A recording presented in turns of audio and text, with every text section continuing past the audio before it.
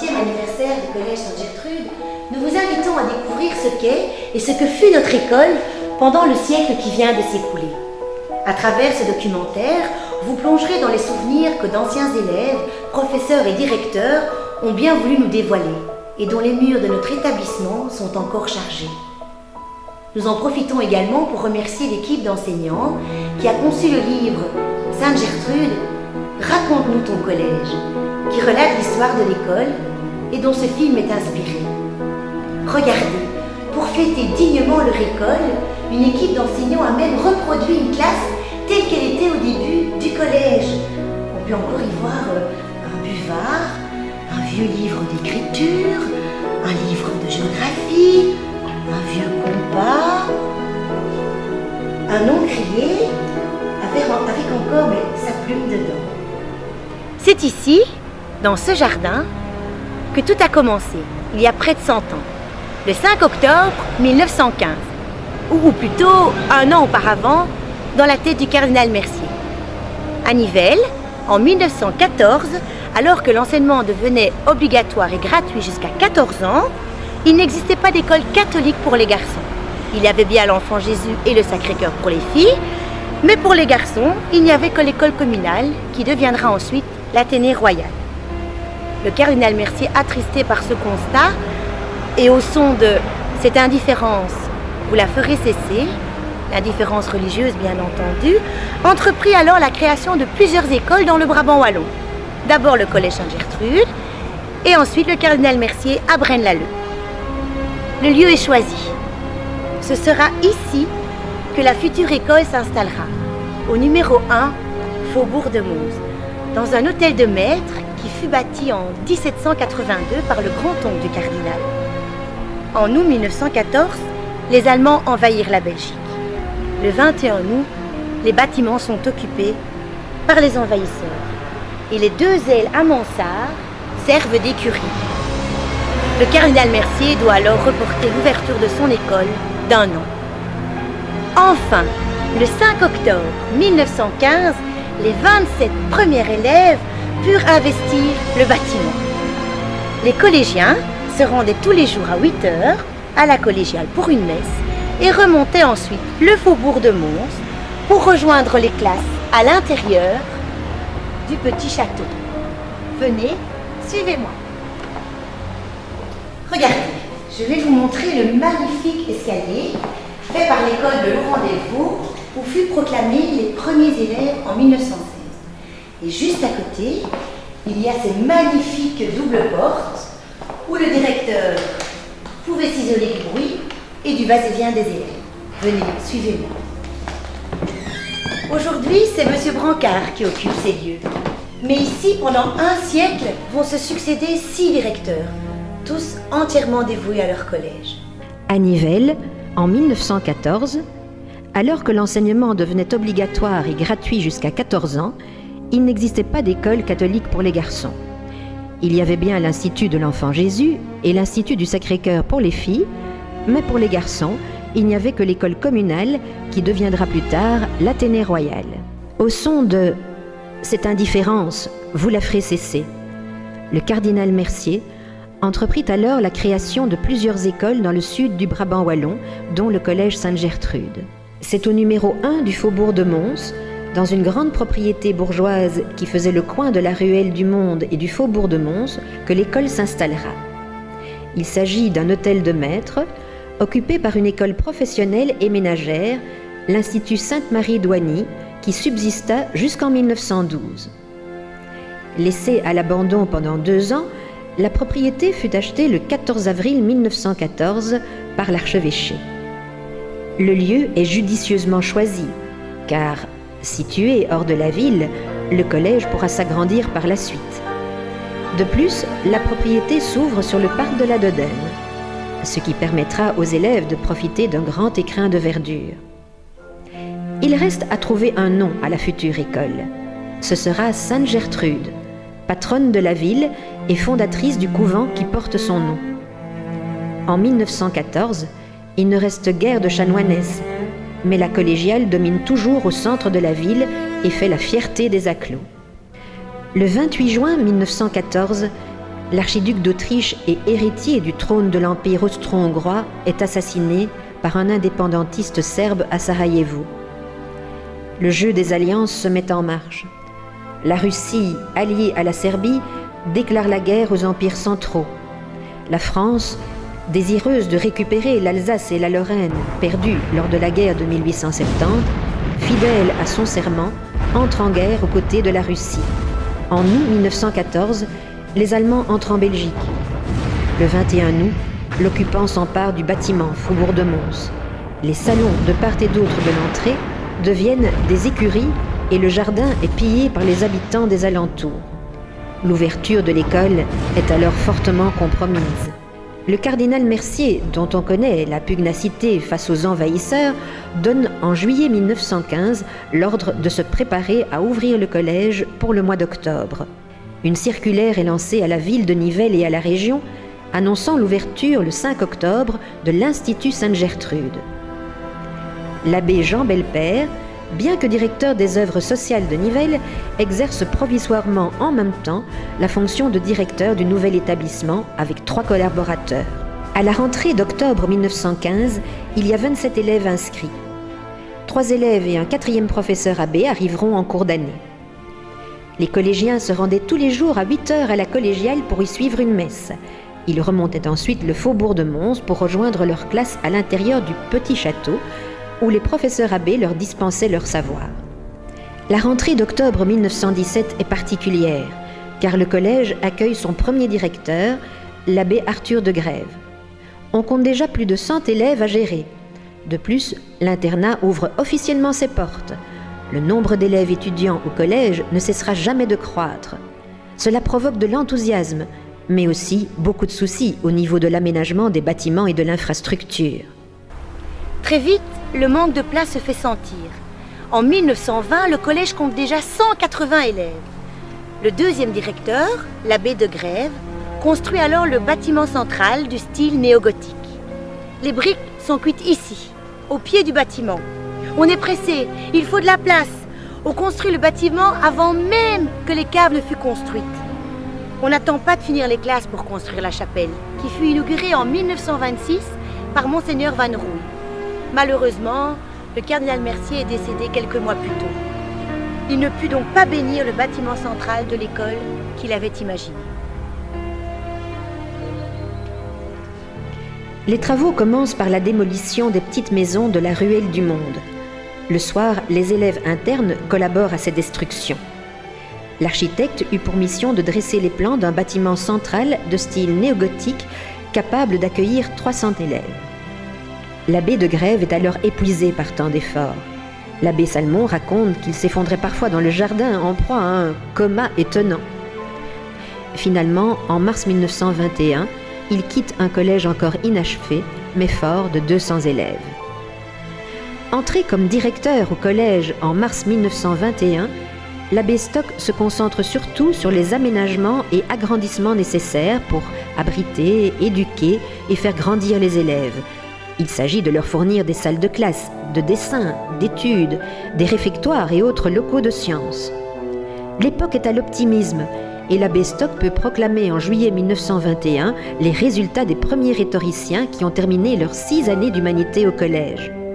Ce travail de bâtisseur se termine en 1926 avec l'inauguration de la chapelle par le cardinal Van Rouy. Nous nous trouvons ici dans le bâtiment central.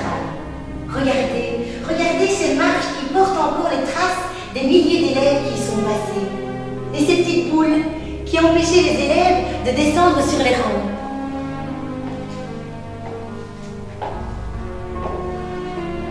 Les internes dormaient ici, dans les étages supérieurs.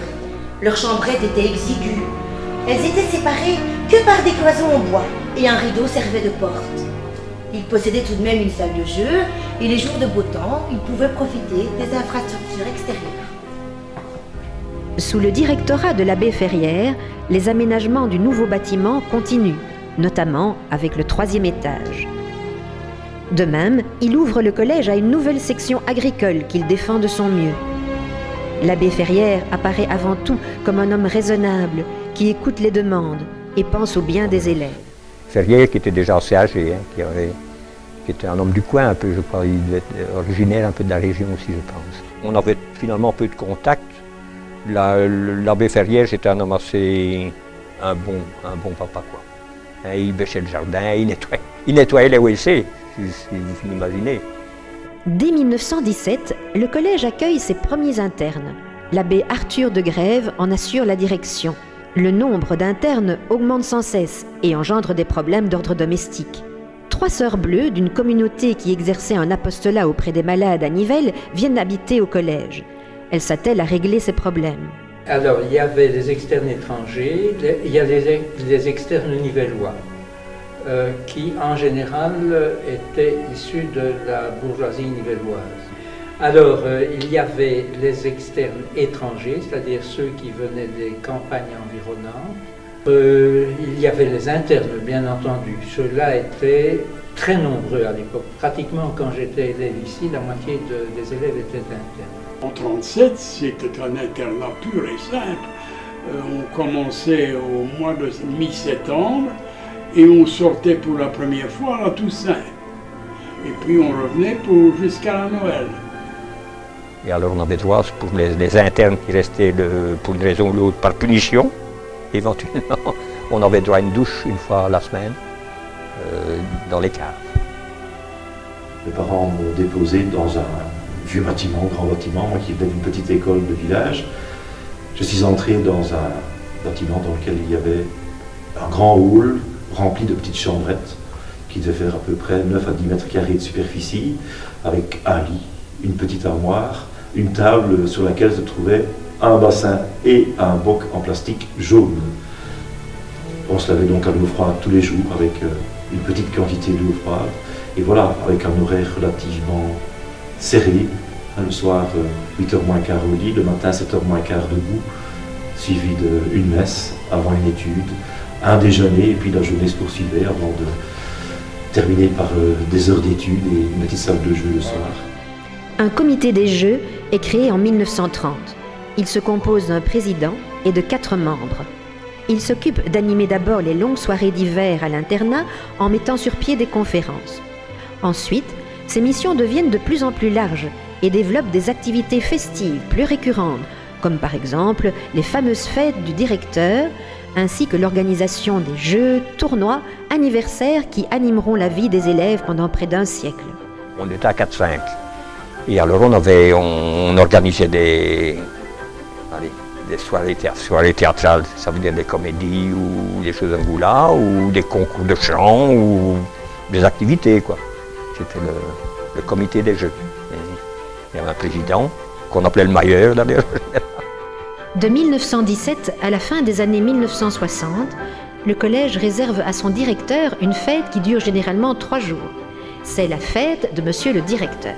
Tout au début, tout le collège se réunissait devant le bureau du directeur, là où est toujours le bureau de M. Broquin maintenant. On se réunissait là. Et puis, quand tout le monde était là, le directeur sortait. Et puis il y avait un grand de Réto qui faisait un discours, éventuellement aussi un petit, je ne sais plus, mais un grand certainement, qui faisait un discours.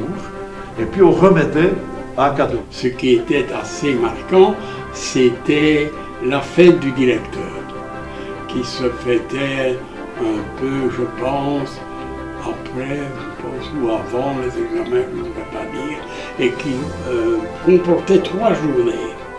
Une première journée avec les sports, on faisait donc au collège, n'est-ce pas, les classes envoyaient leurs équipes et tout ça. Alors la deuxième journée, ce devait être la journée de l'excursion. Chaque classe allait avec son professeur assez loin, parfois dans le pays de Couvain ou des choses ainsi. Et la troisième journée, c'était la journée du dîner. À la première année, d'ailleurs, à la fête du directeur, nous sommes partis en excursion à Virginal. Oui, le genre. Alors la deuxième année, ça c'était vraiment bien. On était jusqu'à Villers-la-Ville. Donc vous voyez qu'on s'émancipait. Et finalement, on se retrouvait dans les Ardennes, à Dinan ou des choses dans ce goût-là. Il y avait des jeux qui étaient organisés dans la cour, genre Fancy Fair, le jeu de massacre, des balles sur des boîtes de conserve, tir à l'arc, enfin toutes sortes de jeux qui étaient organisés. Et un soir de cette festivité-là, il y avait une espèce de feu de camp dans la cour, les élèves en grand cercle, et celui qui s'était rendu volontaire pour ça, un prof. Moi je me souviens d'avoir fait ça quand j'étais en deuxième, donc en cinquième latine, avec l'abbé Winant. On a évoqué une scène de l'Antiquité romaine. Et alors, grand privilège, tout le monde pouvait fumer, même les 7e préparatoires. Tandis qu'après, ce n'était qu'à partir de la 6e latine ou moderne qu'on pouvait fumer. Mais le jour de la fête du directeur, donc le jour de la fête du directeur, tous les élèves de 10 à 11 ans fumaient. Vraiment, le collège était en débandade à ce moment-là. C'est vraiment un espace de très grande liberté, une respiration dans la vie et dans le train-train de tous les jours. C'est déjà l'abbé Ferrière qui, soucieux des conditions de vie des internes, demande dès 1926 l'aide de religieuses. Il y avait 2 sœurs, oui, des sœurs françaises d'ailleurs. Il y avait sœur Pauline qui s'occupait de la cuisine, qui était une femme fort imposante, qui pesait bien sûr 130 kilos, tandis que la sœur Pauline, là, ça c'était pittoresque, qu'elle vous serrait sur son cœur et tout ça, c'était... Mais quand j'imagine les cuisines à l'époque et tout ça... Et pour vous dire les restrictions, les pommes de terre, on les cuisait avec la pluie. Et on nous servait les pommes de terre pour ne pas gaspiller, pour ne pas éplucher la pomme de terre. Alors, je me souviens que peut-être, pas dans les premières années, peut-être dans les dernières, on a commencé à avoir des frites. Là, c'était vraiment le miracle. On mangeait comme des affamés à ce moment-là. Et il y avait une autre sœur, sœur Marie, qui elle s'occupait de l'infirmerie. Et un peu infirmerie, un peu les bobos, un petit peu de maternage comme ça à cette époque-là. Mais c'est vrai que ça m'est arrivé une fois ou deux peut-être de tomber malade pendant la semaine. À ce moment-là, on ne dormait pas au dortoir, on dormait à l'infirmerie. Il y avait une infirmerie au 2e étage, là, un local qui était aménagé avec des lits d'infirmerie, des armoires, des médicaments. Quand je suis arrivé, mes parents étaient séparés. Automatiquement, on n'avait pas à manger, mon frère et moi. Et bien l'abbé Peters arrivait et disait « Viens ». On entrait dans la cuisine où il y avait sœur Pauline, qu'on disait molle de fesses, et sœur Marie, qui était, on disait folle de messe. Eh bien, elle nous servait à manger. La chapelle a bien changé depuis sa création. À l'origine, elle occupait toute l'église qui termine le bâtiment central, c'est-à-dire le réfectoire des premières et le 111, la salle de spectacle. L'année scolaire, et ce jusqu'au rénové, était rythmée exclusivement par le calendrier liturgique. En 1926, les élèves et les professeurs se rendaient tous les matins à la chapelle du collège. Chaque événement, quel qu'il soit, est accompagné d'une célébration religieuse. Le Te Deum à la fête du roi, les semaines saintes et les communions pour les plus jeunes, bien sûr. De nombreux mouvements catholiques furent créés au collège. La GEC, la croisade eucharistique, et les scouts, qui se rendirent même au Vatican dans les années 50, où ils rencontrèrent le pape Pie XII. Malheureusement, tous ces mouvements ont aujourd'hui disparu. La troupe scout, dernière survivante, s'éteindra en 1998. Mais n'oublions pas la chorale, la chanterelle, qui vit le jour en 1925 et qui fusionna avec une chorale de filles en 1962. Aujourd'hui, ce ne sont plus les étudiants qui chantent, mais on y compte encore quand même quelques professeurs. Même si l'empreinte religieuse est moins visible, aujourd'hui, l'école est encore fort attachée à ses valeurs chrétiennes et humanistes. Les retraites des 5e sont à chaque fois des moments très appréciés par les élèves et les professeurs. Donc tous les matins à 7 h à la messe, et alors le soir on aurait complis, donc 2 visites par jour à la chapelle, ça c'était sûr. Donc la messe pour les internes, c'était le directeur, si j'ai bon souvenir. Et alors il y avait oui, j'oublie peut-être de le citer, parce que mon Dieu, c'était quand même un personnage important, surtout pour les internes. Il y avait le préfet, ce qu'on dirait le préfet de discipline, si vous voulez. C'était l'abbé Peters, qui surveillait toutes les études, toutes les messes, qui battait la mesure pour la messe. Ce qui était plus difficile pour certains, je crois, c'était de ne pas se rendre à la communion, de ne pas communier. Et ça, l'un ou l'autre, moi ça on ne me l'a jamais dit, mais l'un ou l'autre m'a dit que des prêtres lui avaient reproché de ne pas s'être approché de la Sainte Table. C'est tous les espoirs qu'on avait mis dans le Concile. Et là, il y a eu un gros changement, à la fois dans la mentalité, beaucoup plus de liberté donnée aux élèves du point de vue religieux. Et je me souviens, par exemple, qu'il y a eu, en tout cas, des messes qui étaient organisées, mais tout le monde n'était pas obligé d'y assister, et ça se passait pendant les cours, mais des profs prenaient en main ceux qui n'y assistaient pas et faisaient une discussion d'ordre éthique, moral, voire même peut-être religieux. Donc je trouve que c'était extrêmement ouvert de ce point de vue-là. Donc en début d'année, je me présente et je dis voilà, je suis une scientifique chrétienne. Et alors, oh surprise, un gros éclat de rire en classe. De la part d'un élève. Je ne comprends pas bien sûr. Il me dit mais madame, scientifique et chrétienne, ça ne va pas ensemble, c'est impossible. Alors là, ma surprise. Je me dis, c'est pas possible. Alors, j'ai expliqué quoi. En fait, nous sommes habités par deux questions essentielles. Comment notre monde fonctionne-t-il? Première question, la question du comment. Et puis, pourquoi je vis, le sens de la vie, quoi. Et donc, les deux questions appellent des réponses différentes, mais elles ne sont pas opposées, elles sont juste complémentaires. En plus de dispenser un enseignement de qualité, le collège Sainte-Gertrude a toujours veillé à offrir à ses pensionnaires des activités extrascolaires passionnantes. Dès 1931, le scoutisme y fait son apparition. Les scouts se réunissent au collège en uniforme, coiffés d'un grand chapeau kaki et arborant fièrement le foulard noir à bords bleus. École et scoutisme sont à l'époque étroitement liés, l'un complétant l'autre. Très vite, la troupe s'agrandit. Chez les scouts, l'aspect religieux est très important. La preuve en est qu'en 1937, ils ne partent jamais en hague sans que l'aumônier ne trace le signe de la rédemption sur la troupe agenouillée. Lors de la visite de nos scouts au Vatican, en décembre 1950, voici ce que le souverain pontife, le pape Pie XII, leur dit pour les accueillir. À vous, jeunes scouts catholiques de Belgique, notre paternel salut de bienvenue. N'oubliez jamais que votre mot d'ordre est toujours d'être prêt. Prêt à servir, prêt à vous dévouer et à vous sacrifier. Prêt surtout pour une vie constamment pure et pieuse à paraître devant Dieu. Celle du collège, c'était les 12-17. J'étais simplement du collège et ils devenaient scouts au moment où ils quittaient les louveteaux et ils allaient jusqu'à 17 ans. Et quand ils avaient 17 ans, ils devenaient chefs de troupe ou bien quittaient la troupe.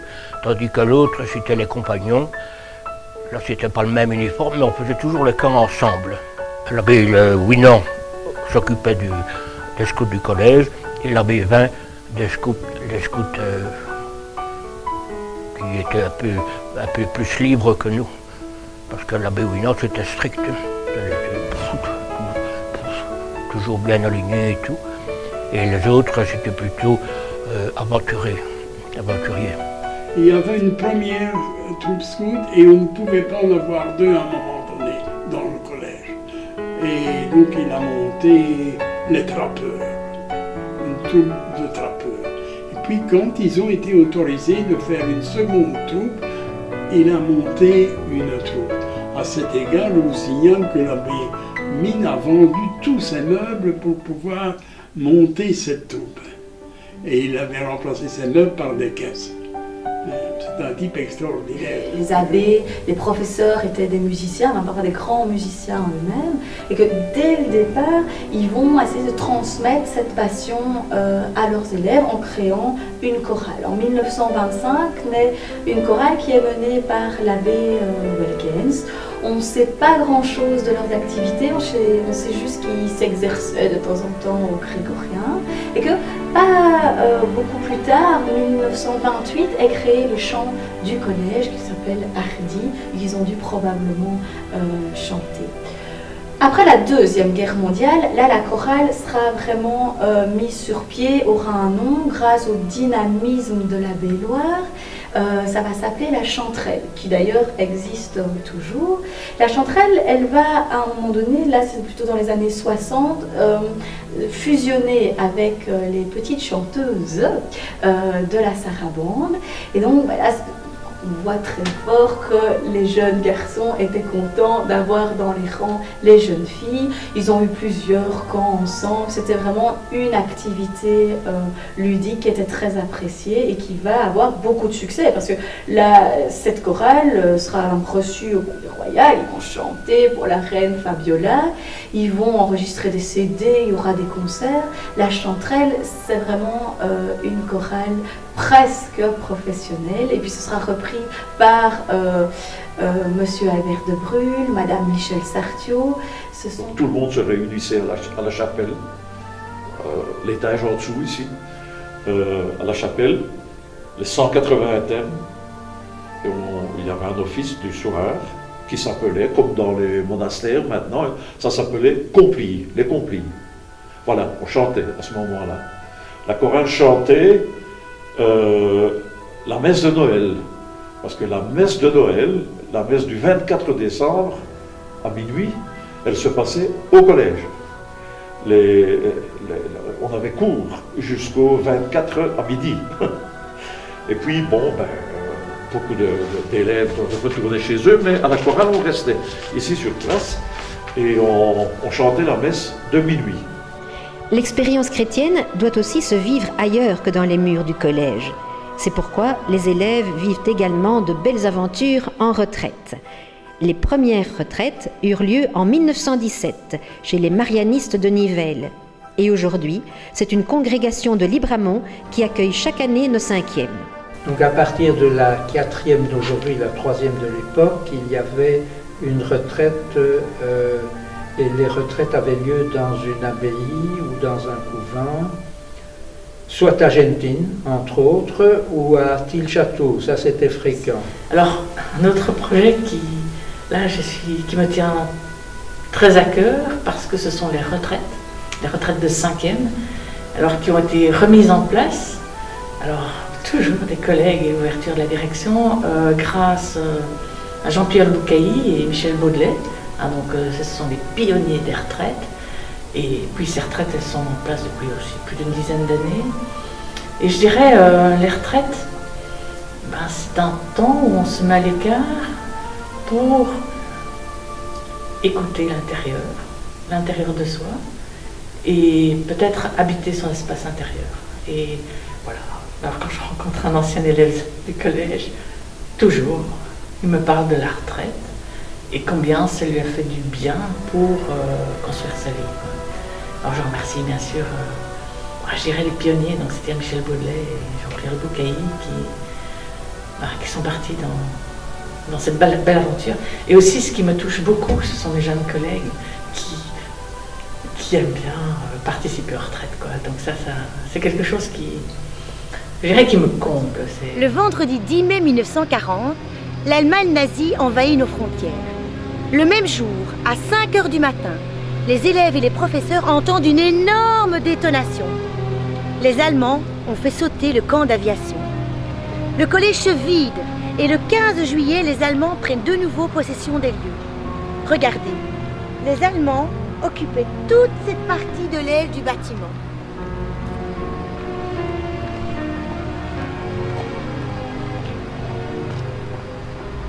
Venez, suivez-moi.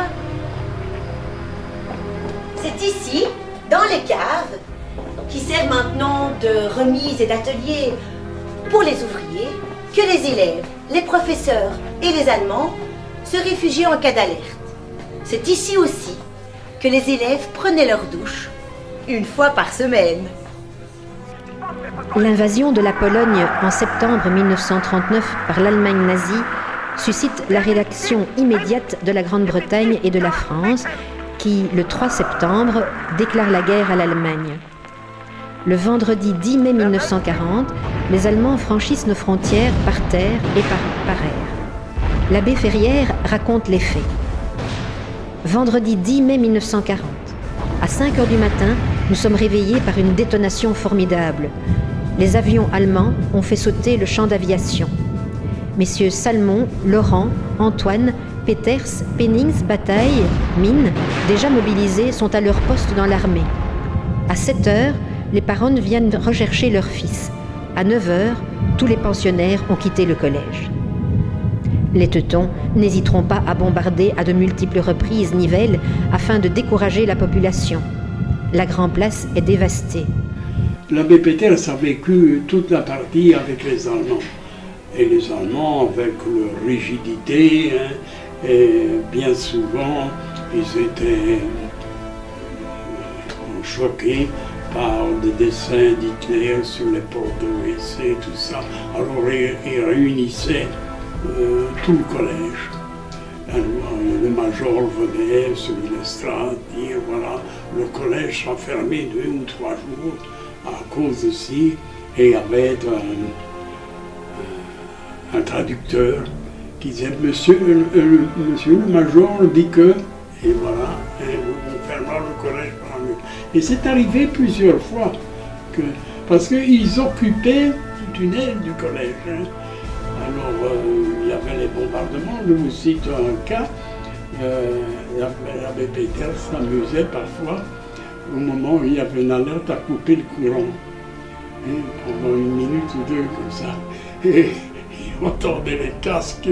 Les Allemands descendaient à l'abri et il entendait les casques basculer dans tous les coins et dans les escaliers.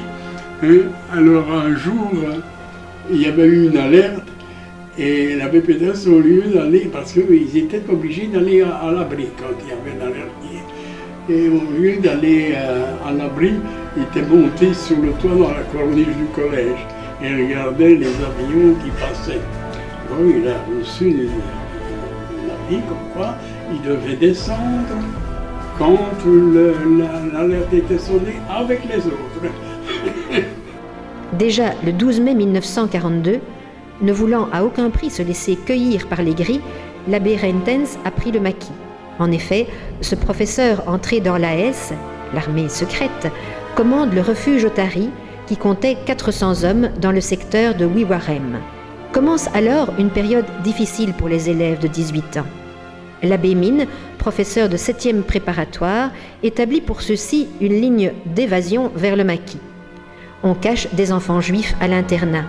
L'abbé Cook, professeur au collège et curé de la paroisse de Monstreux, organise un refuge pour les illégaux.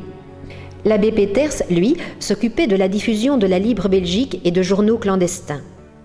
Un certain nombre d'élèves entrèrent aussi en résistance, tels que Pierre Charlier, qui fut tué en combattant lors de la Libération. Outre Pierre Charlier, Michel Bott et Jules Quinault sont morts dans les combats contre l'armée allemande en retraite. C'est lui qui a fait sauter le mur de la prison de Charleroi pour libérer des gens qui allaient être emmenés en Allemagne. Et alors il a été recherché par les Allemands. Si vous voulez, il avait d'abord pu emmener certaines personnes qui voulaient gagner l'Angleterre. Il avait trouvé une faille et il y arrivait. Alors l'abbé Ferrière, qui était directeur, a dit « Écoute, l'abbé, je regrette, mais tu vas nous attirer des ennuis. Eh ben, ça ne fait rien, je vais quitter. » Il a quitté, il s'est mis dans la résistance. Le 23 janvier 1945, 150 soldats anglais s'installent dans tout le bâtiment central. Occupation pacifique, mais encombrante. Il ne reste que quelques locaux disponibles. Nous, on était en 7e préparatoire, donc on était dans le bâtiment administratif. Dans le bureau du professeur, le bureau à côté du directeur, je m'en souviens encore. Mais comment on se logeait à 40 là-dedans, ça je me le demande toujours. Hein. C'est invraisemblable, mais pourtant c'était comme ça. Et il y avait des soldats dans la cour, et alors ils avaient leur cuisine dans la cour, la cour quoi. Et il y avait notamment le cuistot, on l'appelait Mazout, parce qu'il y avait des installations assez particulières. Ils cuisinaient au mazout, dans des grandes casseroles et tout ça. On nous donnait du chewing-gum, des cigarettes anglaises, bien entendu. C'était quand même assez impressionnant. Enfin, impressionnant, c'était folklorique, quoi. Ils ne sont pas restés jusqu'à fin 1944, hein. Je crois que c'est le premier et le deuxième trimestre, tout au plus. Alors après, ils sont partis, on a gagné alors les classes dans le bâtiment ici. Eh bien, l'abbé Peters a été outré. Les Anglais, n'est-ce pas, ont posé plus de problèmes que les Allemands, disait-il, parce qu'ils avaient été à la cour, dans le grenier, dans le capot des matelas. Vous voyez ce que ça donne. Hein? Quand nous sommes arrivés sur la place de Nivelles, il n'y avait plus que des caves, il n'y avait plus de maisons sur la place. Et la collégiale était très abîmée, mais enfin elle était quand même un peu plus debout. Hein. Et maintenant, comme je me souviens, quand je suis sorti en Letton, en fait la place de Nivelles était reconstruite pratiquement. C'est quand même une sacrée évolution. Hein. Après la guerre, le collège va subir de grandes mutations. Les professeurs qui étaient presque exclusivement tous des abbés vont faire place à des laïcs, après le pacte scolaire de 1959. En 1967, le collège compte 710 élèves. L'abbé Van Ross, en leur directeur, fait construire une nouvelle salle de gymnastique. Et le bâtiment qui abrite aujourd'hui les classes de primaire, les réfectoires, la salle de professeurs et la cuisine. Juste ici derrière moi. Après le rénové et la mixité, l'école augmente encore de 500 élèves. Les derniers bâtiments, le bâtiment C, les ateliers et le hall omnisport, sont construits sous le directorat de l'abbé Moreau vers les années 1980. Il crée aussi la construction Gros œuvres et invite les étudiants de travaux de bureau du béguinage sur notre site. À la différence de ses prédécesseurs, l'abbé Van Ross est professeur au collège avant de devenir directeur. Lorsqu'il prend la succession de l'abbé Ferrière en 1946, il ne sait pas qu'il va devoir faire face aux changements de société qui aboutiront à l'école d'aujourd'hui. Il fut appelé à mener progressivement de front 2 mutations essentielles. Une large extension de l'infrastructure et surtout le transfert aux laïcs de la responsabilité de l'enseignement et de l'éducation.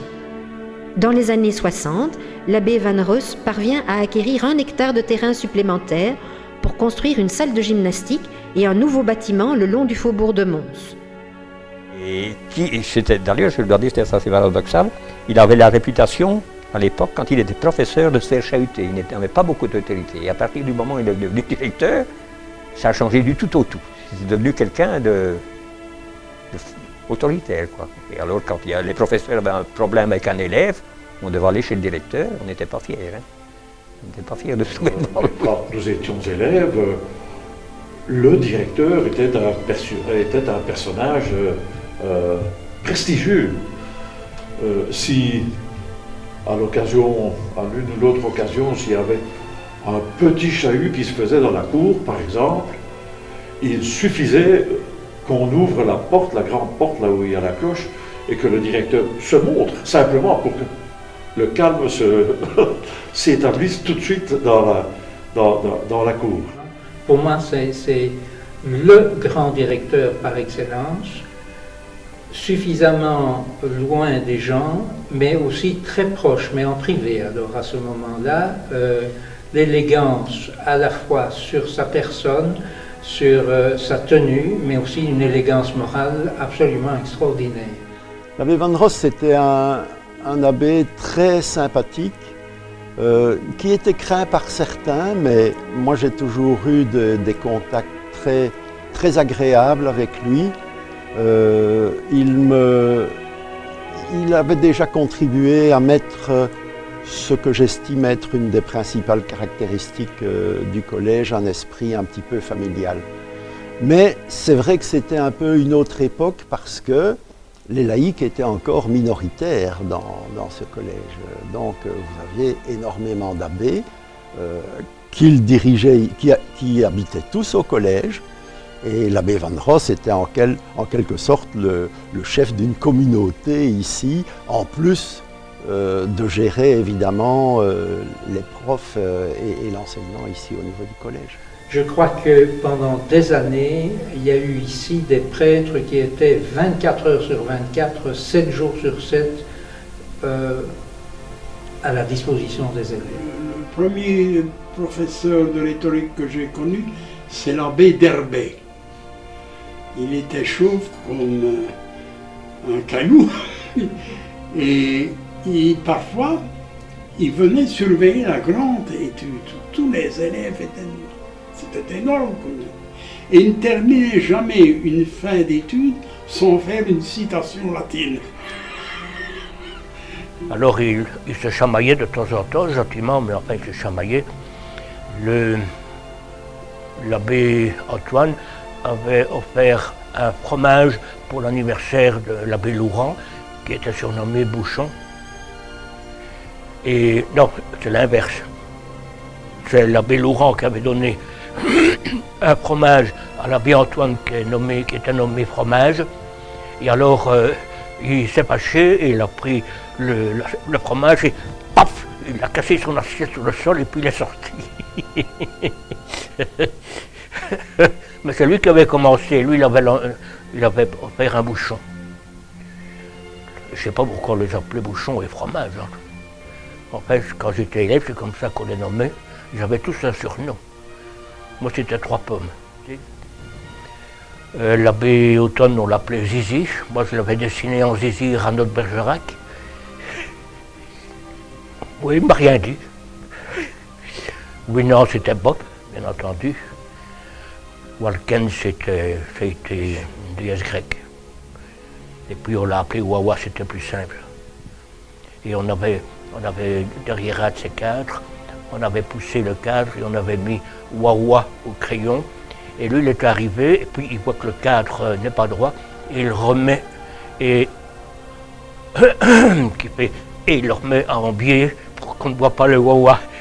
L'abbé Vin qui avait été, ouais, mais ça avec moi, on avait attaché à une serrure, à peine une casserole, et jusqu'à ma chambre de l'autre côté, une autre casserole. Et alors, lui, il frappait sur la porte de l'abbé Automne, pop, pop, pop, et moi sur la porte de l'abbé Antoine, qui disait « Entrez », mais on ne répondait pas. Ils se levaient, ils arrivaient, au moment où ils arrivaient, ils ouvraient la porte tous les deux en même temps. Ça maintenant on ne le fait plus. L'abbé Walken m'a beaucoup marqué aussi. C'était vraiment un vrai prof de poésie à l'époque. Enfin, c'était vraiment point de vue, je ne sais pas si on peut encore parler, oui, si, religieux malgré tout. Avec l'esprit ouvert, on a vraiment évolué sous la période à l'époque, enfin, sous son règne, je peux dire. Et l'abbé Salmon, c'était pas mal non plus, pour le goût de l'histoire, pour la rhétorique, prof de rhétorique bien entendu. Sur des professeurs dont j'ai gardé un bon souvenir. Mais c'était des méritants, c'était des très méritants. Nous ne trouverons plus jamais ça. Parce que même le laïc, même s'il fait bien, il n'a pas la disponibilité qu'avaient les prêtres. Ils étaient sur place, il appelait des internes qui avaient un problème, il les appelait à leur bureau pour s'expliquer et tout ça. Non, on n'aura plus ça, c'est fini. En 1831, quand les catholiques et les libéraux se mettent autour de la table pour rédiger la Constitution, ils stipulent à l'article 17 que l'enseignement doit être libre. Ça, c'est inédit. Et qui doit être financé par l'État.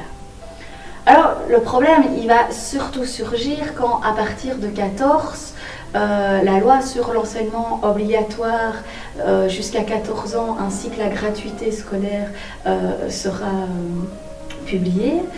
Et pourquoi? Parce que plein d'écoles catholiques, à ce moment-là, vont voir le jour et ils vont vouloir concurrencer le réseau officiel. C'est aussi à cette époque-là que notre collège voit le jour, et c'est aussi toute la force de la phrase du cardinal Mercier que cette indifférence, on devra la faire cesser. L'enseignement officiel, il est géré, financé par l'État. Mais pour beaucoup de gens, c'était impossible de financer une scolarité au-delà de 14 ans. Et là, l'Église catholique y voit une concurrence déloyale. Et donc, ces arguments de financement vont prendre, et aussi confessionnels, vont prendre une ampleur incroyable. Et c'est pour ça qu'on appelle ces débats la guerre scolaire. Quoi qu'il en soit, en 1958, on arrive enfin à un consensus et le pacte scolaire est signé. Mais ce pacte scolaire, il va engendrer toutes sortes de conséquences pour le fonctionnement des écoles au quotidien. Ça va être principalement, en tout cas, la laïcisation du corps professoral. Imaginez, quand je suis entré au collège, je me souviens du jour où j'ai ouvert la porte du réfectoire des profs. Ils étaient déjà en train de manger. Une seule table, c'était pratiquement tous les profs, tous les prêtres. Et ils étaient une quinzaine, c'est tout. Il y a eu un premier choc, c'est le pacte scolaire en 1959, qui a permis une expansion, bien sûr. On a pu engager davantage de professeurs laïcs. Parce que, voyez-vous, si on avait pris des prêtres, c'était parce qu'on n'était pas obligé de payer fort. Oui, voilà. Et de ce fait-là, mais seulement à partir du moment où les professeurs étaient payés, voilà, on a pu en engager. Avant ça, c'était trop précaire, on ne pouvait pas décemment s'engager à l'égard des professeurs, on devait être sûr de pouvoir vraiment les tenir, parce que la situation était précaire, il y avait un minerval. C'était des parents qui payaient l'enseignement. Il y a eu un deuxième choc, passage au rénové. Parce que, entre autres, les normes étaient plus favorables, on peut avoir des classes plus restreintes, en ce sens que on pouvait avoir des options à partir de 8 à 10 élèves. Et si, au cours de l'année suivante, on tombait en dessous de cette norme, on avait une année de sursis. Donc, on pouvait avoir de petites classes. Il a fallu engager énormément de professeurs. Oui. Ce sont ces professeurs qui maintenant vont arriver à la retraite. Au départ professeur, l'abbé Peters assuma bientôt une multitude de tâches qui en firent l'âme du collège. Scoutisme, résistance à l'occupant, charge de préfet, de surveillant, de directeur de l'internat. Puis, ce fut le directorat de 1970 à 1975 dont les préoccupations ont compromis son sommeil, sans jamais faire taire le sourire accueillant qu'il arborait lorsqu'on venait le trouver. Monsieur Debroux le remplaça alors dans la fonction de préfet et de directeur de l'internat. Pendant de nombreuses années, il fut donc préfet avec une réputation terrible. C'était un bon préfet. Alors il est devenu directeur. Ce que je peux dire aussi, c'est qu'il a mis beaucoup d'argent, son propre argent, pour le collège. D'autres professeurs me disaient qu'il ne touchait que pour ses cigarettes, c'était un grand fumeur, et pour de l'essence, parce qu'il avait une moto. Je me souviens de lui comme directeur, où il a été 5 ans directeur avant l'abbé Moreau.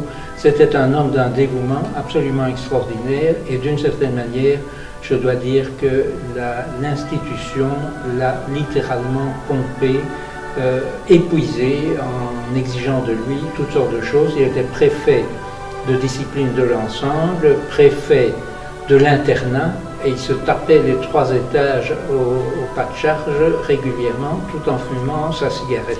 Et je dis voilà, je viens de la part de l'abbé Peters pour avoir des ballons. Et alors elle me dit, et vous êtes, ben, je dis je suis surveillant éducateur au collège maintenant, avec l'abbé Peters. Et elle m'a dit une chose merveilleuse, je vous souhaite d'être aussi bon que lui. Et je dois dire que honnêtement, j'ai essayé de l'être, mais ça n'a pas été facile parce qu'il était vraiment un homme génial. extraordinaire. Les voyages forment la jeunesse. À de nombreuses reprises, nos élèves ont quitté leur classe pour partir en excursion ou visiter les alentours de Nivelles. Aujourd'hui encore, de nombreuses excursions jalonnent l'année scolaire. Cependant, des voyages plus lointains ont été proposés à plusieurs reprises. Les élèves de 2e partent en Angleterre, ceux de 4e aux Pays-Bas. Mais le plus emblématique reste le voyage de fin d'études en Italie, établi en 1969 avec les abbés Peters, Moreau et Mortiaux.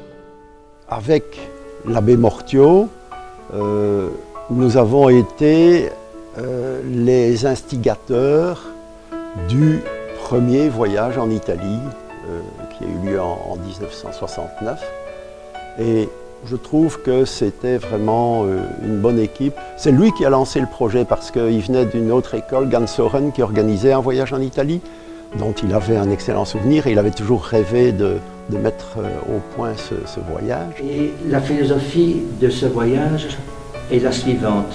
Au point de départ, un préalable, que personne ne soit empêché d'y participer pour des raisons financières. Donc dès le début, au cours de l'année, on constituait un fonds social par des activités. On a fait des tombolas, on a vendu différentes choses, également organisé des soirées, de façon à avoir un capital à répartir, à attribuer aux élèves moins fortunés. Et alors ensuite, comme principe, on voulait que ce soit une initiation à l'art de voyager intelligemment, une ouverture à la culture occidentale et une expérience de vie relationnelle. Durant les 20 années du directorat de l'abbé Moreau, de profonds changements ont lieu et vont amener le collège dans la forme qu'il a aujourd'hui. La forte affluence d'élèves le poussa à la création du hall omnisport et du bâtiment C. Il organisa aussi le passage au rénové et à la mixité dès 1979. En 1975, on compte 721 élèves et lorsque M. Brancard lui succède en 1995, on compte près de 1000 élèves, dont 400 filles. Il faut se rappeler qu'au point de départ, l'enseignement dit traditionnel était constitué de filières. De la première à la 6e, il y avait le latin-grec. Le grec commençait en 3e. Il y avait le latin-maths, latin-sciences, scientifique A, donc scientifique maths, scientifique B, c'est sciences, économique. C'était de bonnes filières, mais seulement on ne pouvait rien y changer. Ce qui était dommage. À la fin des années 60, c'est mai 68, c'est toute une nouvelle philosophie qui arrive. Et donc, début des années 70, même encore un petit peu après, le collège il va devoir faire face à plusieurs défis. Le premier, c'est la mixité. Dans le corps professoral d'abord, dans les classes ensuite. Et les années 70, c'est bien sûr comme défi la réforme du rénové. La réforme du rénové, c'est les humanités repensées de manière moderne, c'est l'humanisme. L'idée, c'est de dire qu'après ces 6 ans d'études dans une école, un élève doit pouvoir savoir ce qu'il veut faire après. Mais pour savoir ce qu'on a envie de faire, il faut pouvoir faire un petit peu de tout. Et donc le législateur a découpé ces 6 ans en 3 cycles. Le premier cycle, c'est le cycle d'observation. L'élève alors observe ce qu'il a envie dans divers cours. Et là, on voit arriver une multitude de cours. C'est pour ça aussi qu'il y aura une multitude de professeurs pour assurer tous ces cours. Ensuite, le deuxième degré, qui est un cycle d'orientation, où l'élève va s'orienter progressivement vers le troisième cycle, qui est le cycle de détermination. Là, il se détermine pour ce qu'il veut faire plus tard.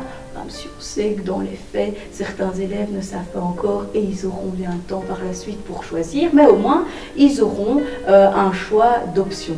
Et c'est aussi ces options qui vont marquer l'identité propre de chaque école. Chaque école va vouloir proposer des options à leurs élèves. Chez nous, c'est particulièrement vrai avec l'option ETT, l'éducation technique et technologique.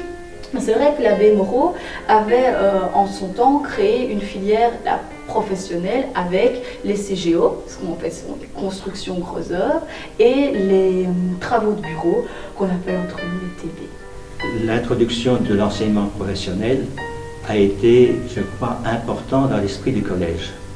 Ça, l'abbé Moreau a voulu vraiment introduire une ouverture à la fois humaine et sociale au collège. Et ça a commencé par l'introduction de la section travaux de bureau qui existait au Béguinage et qui est venue s'installer ici. Bon. Et alors, il y a eu la construction de gros œuvres. Pourquoi CGO? Tout simplement parce que ça manquait dans la région. Et voilà, on a trouvé des professeurs motivés, on a construit des ateliers requis et on s'est lancé là-dedans. Disons que pour nous, nous étions une petite équipe là au Béguinage, assez soudée, je dois dire. Et bon, c'était quand même un gros changement pour nous. Vu que j'avais donc la charge d'une demi-fonction de direction, c'est moi qui ai organisé donc ce passage. Et je dois dire que bon, ça s'est très bien passé, l'accueil a été super. Une troisième année a été créée aussi, donc comme ça complétait le deuxième degré. Et donc voilà, on a pris nos marques dans le collège, on a été intégrés très facilement. Mens sana in corpore sano. La condition physique a toujours été une grande préoccupation pour notre école. Toute son histoire est jalonnée de nombreuses victoires, dans les ligues officielles ou dans les tournois interécoles, que ce soit en volley, en athlétisme, au football ou bien encore en natation. On avait la fête de gymnastique, une fois par an aussi. Et c'était un militaire qui était professeur de gym, l'abbé, j'allais dire l'abbé, non, c'était Krenz, c'était l'adjudant Krenz. Il était de terreur, un militaire, quoi. Et alors la fête de gymnastique, ça en préparait beaucoup. Des démonstrations de gymnastique, là, il y avait d'autres écoles de Nivelles qui participaient, ça se faisait au stade. Les fêtes de gym, quand j'étais élève, et encore au début quand j'étais prof, c'était une manifestation des écoles libres de Nivelles. Le collège, le Béguinage, l'Enfant Jésus, l'école des frères. J'en ai pas oublié, Sacré-Cœur peut-être. Enfin, les écoles libres de Nivelles. C'était un peu démonstratif, c'était pour montrer un peu, je crois, c'était pour montrer les écoles libres. La Fédération nationale sportive de l'enseignement libre organisait donc les rencontres intercollèges le mercredi après-midi, que ce soit en football, en volley, en basket, athlétisme, même natation, il y a eu donc. Et on avait donc des rencontres intercollèges contre le collège Cardinal Mercier de Braine-l'Alleud, le collège de Cressois-Ottigny, Notre-Dame-Wavre, Institut Saint-Albert-Jodogne. Et donc il y avait des déplacements le mercredi après-midi avec une équipe, ou avec deux équipes, ou avec trois équipes. Parfois on partait même avec deux quarts, parce qu'il fallait, on allait donc en athlétisme, alors on était bien représentés. Et je vais dire que, pas grâce à moi, hein, parce qu'avec d'autres c'était les élèves d'abord, mais il y avait toujours de très bons résultats. On était fiers de revenir le jeudi matin et d'annoncer à tout le monde, nous avons gagné à Braine-l'Alleud, on a fait ceci, on a fait ça. Depuis 1994, c'est M. Brancard qui dirige notre établissement. Il s'agit du plus jeune directeur de l'histoire du collège à 37 ans et le premier laïc à accéder à cette fonction. M. Brancard désire ouvrir le plus possible le collège aux projets divers. À côté des visites culturelles et activités sportives, il soutient les initiatives citoyennes et solidaires que les enseignants et éducateurs proposent.